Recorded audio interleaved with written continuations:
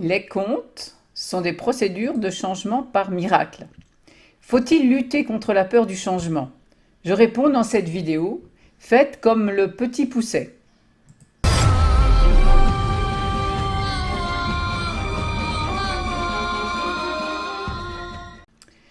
Mon nom est Elisandre, je suis coach de puissance créatrice. J'accompagne celles et ceux qui sont fatigués de rêver ou de travailler sur elles et décident d'obtenir des résultats concrets dans leur vie maintenant. Pour prendre leur place unique, avoir les moyens d'une vie riche et accomplie, aimer et être aimé et reconnu. Bienvenue sur ma chaîne si c'est votre première visite. Je vous invite alors à vous abonner pour recevoir mes prochaines vidéos en priorité. Et à télécharger gratuitement mon coffret dont vous trouverez le lien sous la vidéo, 3 secrets pour vivre la magie des contes. Vous avez dû entendre cette phrase. Je lutte contre ma peur, mais c'est difficile. Peut-être d'ailleurs l'avez-vous dite vous-même. Nous avons été trop éduqués à faire la guerre à ce qui nous gêne. Que se passe-t-il quand on lutte contre quelqu'un? Il se défend, tout simplement. On renforce sa résistance, son système de défense, son autoprotection. Quand on lutte contre une émotion intime, un sentiment intime, on ne fait que le renforcer de la même façon. Parce qu'on se focalise, on lui donne de plus en plus d'importance et de force jusqu'à ce que ça devienne une véritable obsession et que ce qui construit la peur en nous prenne toute la place. C'est une forme d'auto-sabotage. Donc ce n'est pas ainsi qu'il faut s'y prendre.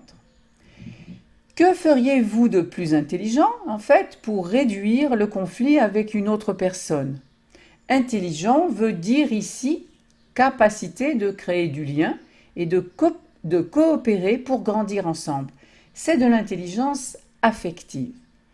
Vous chercheriez à comprendre cette autre personne, n'est-ce pas, en l'interrogeant, en l'écoutant et en apprenant à la connaître.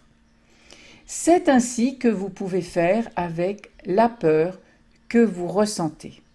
Sinon, plus vous luttez contre la sensation de peur, et plus vous vous accrochez à elle, vous vous crispez, vous avez l'impression d'en être prisonnier ou prisonnière. C'est ainsi que vous créez un sortilège et que vous croyez ensuite à la fatalité. L'énergie que vous mettez dans la lutte ne peut être utilisée pour avancer vers votre but à ce moment-là et réaliser vos souhaits. La peur fait que vous vous coupez de votre désir. Si vous éprouvez de la peur, c'est que vous n'osez pas aller de l'avant. Par exemple, si vous avez peur du manque, ce n'est pas en luttant contre cette crainte que vous aurez plus.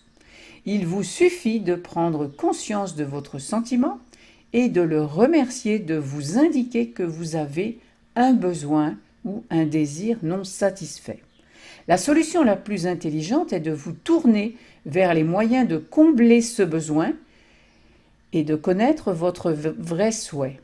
Qu'est-ce qui vous manque? Sous quelle forme cela vous manque-t-il?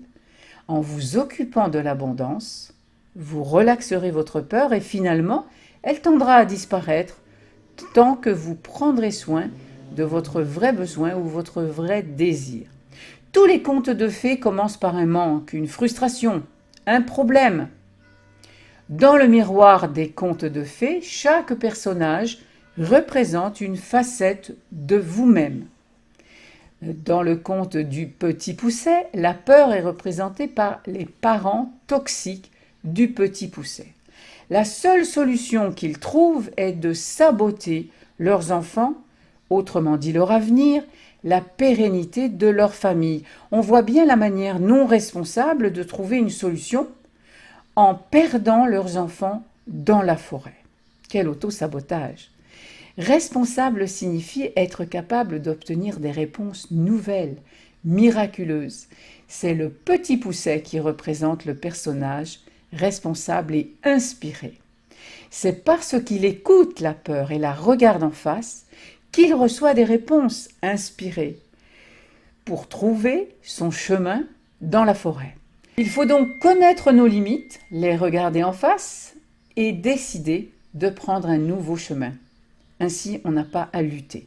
Alors, prendrez-vous le chemin du petit pousset? Si le sujet de cette vidéo vous inspire, eh bien, je vous invite à vous exprimer dans les commentaires. Si vous avez apprécié ou si ça vous a aidé, eh bien, mettez un pouce en l'air. Et n'hésitez pas, si vous pensez que cette vidéo peut réenchanter la vie d'autres personnes, n'hésitez pas à la partager. Enfin, pour vous-même aller plus loin, je vous le répète, vous pouvez télécharger mon coffret « 3 secrets pour vivre la magie des contes ». Il y a un lien sous la vidéo. À bientôt dans une autre vidéo.